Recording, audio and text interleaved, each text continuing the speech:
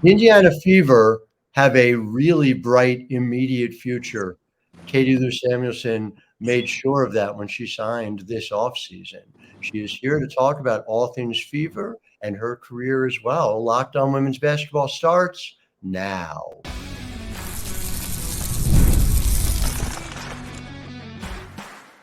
You are Locked On Women's Basketball, your daily podcast on women's basketball. Part of the Locked On Podcast Network, your team every day. Hi, and welcome to Locked On Women's Basketball. I'm your host, Howard Megdal. I want to thank you for making us your first listen every day. Over 200,000 of you showed up in April alone, the way we show up for you 6 days a week. So make sure, if you haven't, you subscribe at YouTube or wherever you get your podcasts. And it is not just me, it is the incredible, diverse team over at thenexthoops.com covering women's basketball 24/7, 365. We had 198 reported pieces in March alone. $9 a month, $72 a year supports all the writers, photographers, editors doing this work. Go to thenexthoops.com and check it out. And we have done quite a lot of Katie Lou Samuelson coverage through the years. I was thinking back, even you can precede the next experience. I remember covering you scoring, I believe, 23 points the night you threw up into a bucket. I remember scoring 29 points at a regional final, fighting through a back injury. You are the definition of gritty toughness. I have also, and we have talked about this, believe that it is simply a question of finding the right fit. So I want to open here in segment one by talking about the fact that you sign with the Indiana Fever this offseason. Take me through what that process was like for you and your family. Yeah, I mean, I went into free agency. It was pretty interesting because I didn't play the last season. I sat out last year, so went into free agency kind of not knowing what teams were going to think, what people were going to be interested in me or not. I was just unsure. You never know what could happen. And Indiana was actually the very first team to contact my agent and demand that they wanted that first day visit. They wanted me to be there on the very first day of free agency. And I hadn't necessarily thought about Indiana in years past, before clearly I was still on contract, but I was like, I'll go visit. Like, it's not too far from where I am. Like, I'll go see what's going on there. And it was when I took the actual visit and went to the facilities, went to meet with coach, with Lynn Dunn. Like, it was exceeded all of my expectations and what I had thought of the Indiana Fever before. And I really felt strong and really bought into what they were saying. And so I finished my free agency out, and then it just felt like this was the right fit. And that's what I ended up deciding on. You've obviously brought to the table as a player a range of different things. We're going to talk about the three-point shooting, and we will, because obviously spacing is such a critical part of what makes the Fever, in my view, so tough coming into this year. But as somebody who's able to rebound, somebody who's able to defend multiple different positions, did you have in mind a particular role you were hoping teams would sell you on, even above and beyond facilities, even above and beyond like the basics of living off the court? Like you said, because of the way my free agency was, I had no expectations on what teams would think of me, what teams wanted from me. I heard different things from different teams. Everything's about fit. So there's teams have different needs. One that Indiana needed was to fill a spot and be able to have that 3 spot too. And they were very communicative on, they want to be able to use me there, but also use me at the 4 when needed. So I felt like that really fit me as a player, me as a professional too. I feel like more in role than I have ever before in my career. So I've gotten more comfortable being able to play both. And that just was something they really emphasized, that they wanted me, they valued me, and that, like they said, they were trying to build something with the right people, with the right intensity and all that. And I really wanted to be a part. You've talked about Christy Sides and the role that she played in your decision to come there as well. What's it been like when the rubber hits the road? Just these early practices as you guys have gotten ready for the season. What's she like as a coach, and what's that interaction been like so far? She's great. She's so passionate about our team, about the game, and you can feel it. Her energy she has the highest energy in the gym. We want to match that, and we want to play for her and play as tough as we can, as high energy, as high pace as we can. But one of the things I do love is she's already held us accountable in so many different ways. Like, she's getting on us in film. She's really demanding things from us about what's acceptable, what's not acceptable.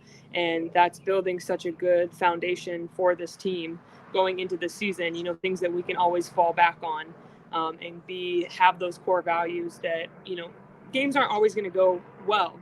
Other teams play basketball too. Like, people are good out here in this league. So there's going to be moments where you can't hit a shot or everything's going wrong, and you have to really go back to that foundation, to those core values. And she's doing a great job. I've really enjoyed playing for her so far. Obviously, there have been other players as well who have given birth, who have come back to the court. I'm wondering, just first of all, how different that process has been for you from what you perhaps expected it to be. And have you leaned on other folks who have gone through it? Fee obviously being a prominent example, and a former teammate of yours from college, about the kind of tricks of the trade to being able to do it, because it's a very difficult thing. I know I've talked to Dewana Bonner about it as well, who came back from having twins. Yeah, I knew it was going to be hard, but it was really hard to get back to every day, put in that work, and get back to the player I wanted to be. And there were times where I didn't know if I could do it. I didn't know if I would ever be the same player I was before. And I don't necessarily think I'm the same player I was before. I think I'm better in different ways. I think mentally, experience, and just I think that I've really expanded my game on. I think I'm in the best place I can be mentally, because it's put so much into perspective of, like, things that would get me upset before. That's not hard. That's not hard. I know what hard is now. And I know that there's someone after each game that I got to go take care of and be there for. So it kind of just puts everything into perspective. But yeah, talking to Fee, she told me she had a moment like that too, where she was like, I just don't know if I can do this. Like, so that was something that was encouraging, that was common. But seeing all these women ahead of me that have done this before, that have come back, that are playing the best basketball they've played, that really inspired me and pushed me to keep going forward. If it makes you feel any better, parents feel that way generally without even playing professional basketball. So I can only imagine what that challenge is too. But also, I know that being close to family and being, the Devon's family is there in Indiana as well. I know that helped you play a part from when we talked right after you signed. And, when this has actually been the reality of it, I know you took Aaliyah to Media Day and got the opportunity for those in the media to spend some time with her, but also just day to day, has that been the comfort you expected, to know there's family, there's people there to be able to kind of have that balance for yourself? Yeah, it's been great. And one of the things, even when I was being recruited, I guess, I don't know what you call it in free agency, That's fair. even the Fever talking about their connections with, some of the Pacers families and things like that. And so I've been able to have all the help I've needed since being here. So that's been something that's really, really nice to have that and to build on going forward, It's really encouraging to see. It's, again, without getting too deep into other stops along the way, to find a place that is taking care of its players is something really important to see, and seeing that become the standard. We're going to talk more about that in subsequent segments here as well. So back with a lot more with Katie Lou Samuelson about the Indiana Fever, the WNBA, and her journey as well. I'm Howard Megdal. You're listening to Locked On Women's Basketball. Back after this. Locked On Women's Basketball is brought to you by DoorDash. And DoorDash offers you the opportunity for a low-key Mother's Day. My mom is not somebody who likes going out. She doesn't like the big crowds in those moments. We're going to celebrate on, this weekend, and we're going to celebrate her. We're going to do it here at home. We're going to have DoorDash. We're going to call them. They're going to send over some food. We're going to celebrate her properly that way. And I would encourage you to do the same thing. Use the code Locked On NBA, and you can get up to 50% off your next order. 50% off your order, up to $15 when you spend at least $15 on your next flowers, grocery, or retail order now on DoorDash. Again, it's Locked On NBA for 50% off your next order. Make sure it's a Mother's Day that your mom is going to want. Use DoorDash today. Locked On Women's Basketball also brought to you by Lint in Jobs. Lint in Jobs gives you the opportunity to find the people who are most able to help your small business grow. I can tell you personally that, we look for reporters to cover across the WNBA. We need the right folks in place to be able to tell stories like Katie Lou's the right way and make sure that these are people dedicated to the craft. LinkedIn Talent Solution allows me to do that, and we're not alone. 86% of small businesses who use LinkedIn Solutions get a qualified candidate within 24 hours. So how do you do it? Post your job for free at linkedin.com/lockedonnba. That's linkedin.com/lockedonnba to post your job for free. Terms and conditions apply. Back here in segment 2 with Katie Lou Samuelson, who, again, to my mind, is in the perfect scenario. And I wrote about this, Lou, when you were signed. You come in, you're the 3. You're in a starting lineup. This is a team with depth, but just the starting lineup alone, Aaliyah Boston had a generational level rookie season last year. You go back and look at what she did from an efficiency standpoint, from just a productivity standpoint overall. And Alyssa Smith at the 4, such a great fit in the way the two of them work together. If you looked at their two-person performance, it was well above league average last season. Kelsey Mitchell, such a do-everything too, someone who's capable of shooting it from everywhere. And I'm blanking. You're starting 1 this year. Who is it going to be?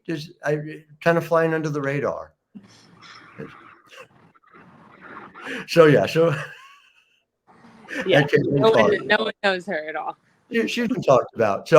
But you put all that together, right? And you're looking at a team, from my mind, you have 5 people who can shoot the ball from anywhere. You have 5 people who are extremely efficient getting to the rim. There are elite rebounders for their position, or elite rebounders, period, at all 5 positions. I say all this as a preamble to, this is a team that didn't make the playoffs last year. Typically, traditionally, you'd say, all right, the jump is, well, playoffs are what you're looking for. What are the internal expectations? And for you as a basketball student of the game, how good do you think this team is right now when you're seeing the rubber hit the road? Yeah, I think, like you said, we didn't make playoffs last year. So clearly that's number one, the thing that we're trying to accomplish at the end of this season. But I think it comes down to, as a unit and as a team, we feel that we can compete with anyone in the league. Like, we have such a unique and versatile group of players that, you can't really put it on just one person each night. We have people that can go off and score 45 points. They've done that. And it's, now it's us working together to become the best team unit. And so far in training camp, I feel like that's something that we've been able to see, and we've been able to really just figure out and learn how each other likes to play. But man, I think, like you said, I talked about Aaliyah Boston. I catch myself, as soon as she catches in the paint, I start running back on deep. Like, she has like 3 people around her. I'm like, she's still going to score. Like, we have such generational talents that is so much fun to play with. And with them, this being such a young team, it's funny, the role I'm in is definitely, an older player, a vet. I've had a lot of experience in the league. I've had a lot of experience in a lot of different teams. So I bring a lot of knowledge, and I feel like a presence that when things go wrong, I can kind of be a voice of reason, or like, it's not that, it's going to be okay. We're good. We got this. We can figure it out. So I think combining all of that together is where we will really be at our best. And I know we're going to have ups and downs. We're going to have moments where, we might not look the greatest. We might not, but as long as we can continue to figure out how to push through those moments and figure out what we need as a team to combat that, or that each game it's going to be someone different, that's what makes us hard to guard. That's what makes us hard to match up with. Are you touching on your UConn experience too in those moments? Obviously be able to draw on championship moments, championship experiences. Are you channeling your inner CD when you're having that moment as a leader, as a voice in that moment? Yeah, well, it's so interesting because I feel like there is there's a target on our back as a team that was not in the playoffs last year. It's a very interesting target that you wouldn't necessarily expect to have after coming into that, but we're going to get a lot of tough games. We're going to get a lot of crowds, a lot of teams that want to give us their best game. And I feel like in that sense, playing at UConn, you had the target on your back every single game you went into. So that's something that I've been used to. So knowing that and channeling that doesn't make it as much daunting to go into the season about that. It's more, I'm used to this. I know that we're going to get everyone's best game.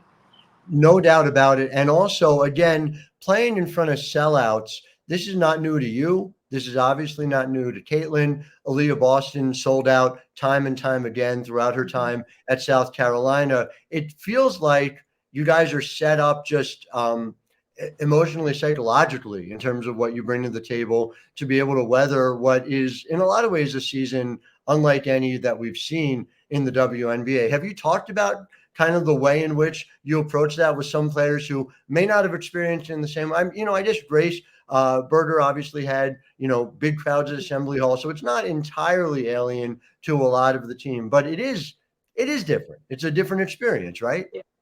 Yeah, I think at least once every practice where the coaching staff or someone is emphasizing how loud we need to be, because just seeing in that first preseason game where it's hard to hear in these games. It's hard to hear each other. There's a lot happening. There's a lot of noise. So it almost seems like every day we kind of touch on it in an indirect way, but like just understanding how every single game this year, it's going to be loud. It's going to be crazy. And so key points like communication is where that becomes so crucial for us as a unit, because we have to be able to stick together and be ready for anything, even when we can't even hear each other. Is there a particular thing this team needs to do to reach the ceiling of what it can be here this season? And I say it as somebody, when I look at this team on paper, I feel like the median outcome, and maybe this is my hottest take. I'm not a hot take guy, but then my hottest take, like median outcome is a WNBA semifinalist. My hot take is I think you guys are a finals team this year. You tell me if you think I'm off base, if I'm setting the bar too high, but more to the point, what needs to happen for you guys to reach whatever that ceiling is for you guys? I think as long as we have that confidence that we can go as far as we want to go, and we have so many players that have experience, maybe not in the WNBA finals or championships, but you have players that have come from really historic, really great programs that have taken their teams far. So capitalizing on that and utilizing how competitive we are as a unit to push us to be the best we can be. I think no one is going into the season like, oh, well, hope we just make playoffs and that's it. Like, we really want to compete. We really want to be one of the top teams. I'm not saying that it's going to be easy or that we're better than anyone else. I just think that we have a unit that's eager to learn, eager to win, and that's something that can be really dangerous. It's going to be faster than people think. That is my hot take. I'll leave it at that. All right, we are back talking after this second break with Katie Lou Samuelson, all about WNBA player autonomy, a really big deal and something that I'm eager to get your perspective on. But first, this is Howard Megdal. You are listening to Locked On Women's Basketball. Locked On Women's Basketball is brought to you by Monopoly Go. Monopoly Go is very popular in my family. We love to play Monopoly, but we don't necessarily have the time for a full-on game. This way, with Monopoly Go, you can team up with your friends or family for time tournaments, work together, build up each other's boards. We are a competitive family, so the more we win together, the more awesome prizes we can unlock. There are unique stickers you can trade with friends or family to complete albums for prizes. You can have cool new playing pieces to travel the board with. It's not just a big fight for the car anymore. Hilarious emojis for taunting friends or family. And yes, we are a taunting family when you smash their buildings or heist their vaults. Always fun, something to discover in Monopoly Go. Go get it today, free on Google Play or the App Store. Again, download Monopoly Go on Google Play or the App Store. Game on. Locked On Women's Basketball also brought to you by Miracle Sheets. And I just have to be honest, my wife is extremely picky when it comes to the sheets that we have in our house. So when I said, you know what, I want us to try Miracle Sheets, she was skeptical. She's not skeptical anymore. We had Miracle Sheets that, again, are inspired by NASA. So they have these silver infused fabrics. It was very hot here in New Jersey last night. It did not feel that way thanks to the Miracle Made sheets. They have self-cooling properties for better quality sleep, quality that's going to last, and they are designed for your skin. They don't keep bacteria that can clog your pores. You don't have to worry about that anymore. Sleeping clean with Miracle Made sheets. How do you get them? TryMiracle.com/locked on. Again, it's TryMiracle.com/LOCKEDON to try Miracle Made sheets today. And if you use our promo code locked on at checkout, you'll get free towels, 3 of them, and save an extra 20%. Thank you to Miracle Made for sponsoring this episode and making our sleep better. Back here with Katie Lou Samuelson. And so I want to just speak specifically to your path because we've both been, I've been covering, you've been in this league a minute. You're drafted in 2019. That is one CBA ago. We're going to come up on potentially 2 CBAs if the players opt out at the end of the season, as every indication is that you guys will. And Lord knows, I believe you guys should, because it is time to recognize a new financial imperative as they exist here. There is so much of a fit necessary for players to be at their best. If you'll forgive me for getting nerdy on your stats for just a second, I go back and look at your splits.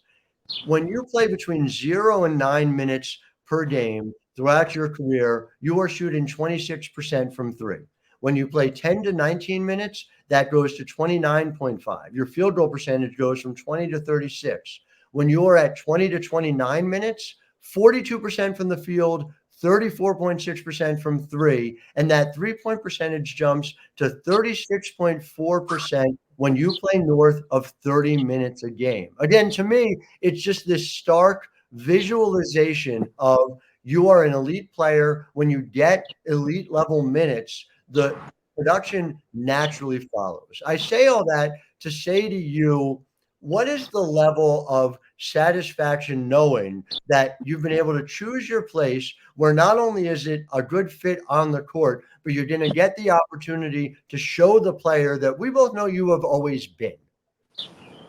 Yeah, I mean, it's been great going into this offseason. It kind of was scary for a second, like having the power in my own hands. Like I've been traded quite a few times, and so I've just been on teams because, they've traded for me, and I've enjoyed my time. And but being able to have this off season and like truly try to decide what was best for me was a different type of, just a whole different experience that I haven't had.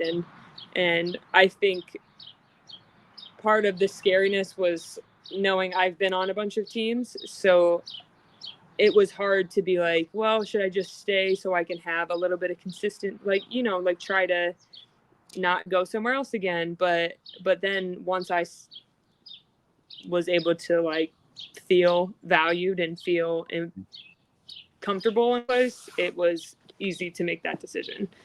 Being able to go through it with Carly, who was also getting the opportunity, and finally, and long overdue, has some security here in this league. Was that a comfort to you as well? Were you guys able to chat about the process that you both were going through?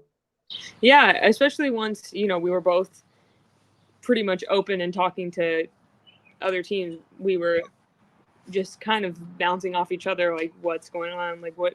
And once, she was getting the offer that she got from Washington and was like pretty sure that she was going to do it, that gave me, confidence to do what I needed to do was best for me. The other part of this is the big news of the week, charter flights becoming a reality. Mm-hmm. Tell me where you were when you heard about it, and tell me how big a deal it's going to be from a performance standpoint for players. I was just at home, and we got a text in the group message just with the article that came out and information, and people were just really excited. But this is awesome. This is a great step in the right direction. Shout out to the league for getting it done for this next couple of years, and it couldn't come at a better time. I think now is the time to keep pushing forward and keep getting what players need and deserve, for safety purposes, for health in games, able to travel quickly and efficiently to places, and not have to put as much time and miles on our bodies specifically. But it's been awesome. And I was just saying to someone else, like, I can't wait to be part of the generation of players however long down the road and be like, well, when I played, we still flew on commercial flights. So that's just an awesome step as we move forward.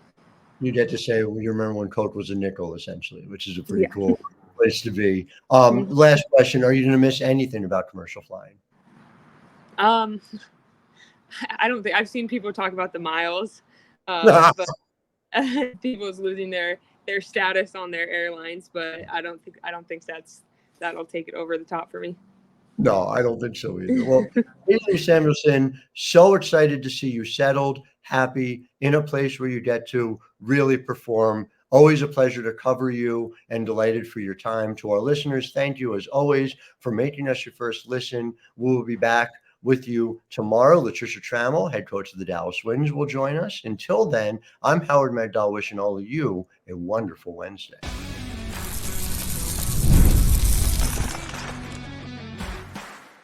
You are Locked On Women's Basketball, your daily podcast on women's basketball. Part of the Locked On Podcast Network, your team every day.